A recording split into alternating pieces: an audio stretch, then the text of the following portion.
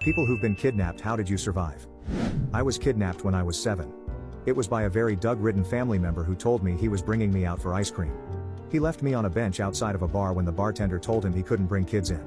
It was a dirty biker bar in Las Vegas during the 90s. I was young, scared and didn't fully comprehend the situation. I was confused why we didn't go to an ice cream shop. The family member came out with 2 men that fully fucking terrified me. One of them touched my curly bright red hair and smiled wide. I remember not knowing what to do, so I started singing Joan Osborne's "What If God Was One of Us." They got freaked when I wouldn't stop singing and walked back in the bar. I was definitely a weird kid, but singing as self-defense was kind of smart. I was left alone on the bench again when a man walked up and asked me where my parents were. I told him I didn't get ice cream and wanted to go back to my mom, but my family member wouldn't let me. He walked in the bar but came out just a minute later and sat with me until the police arrived. 20 years later, my mom saw that family member for the first time.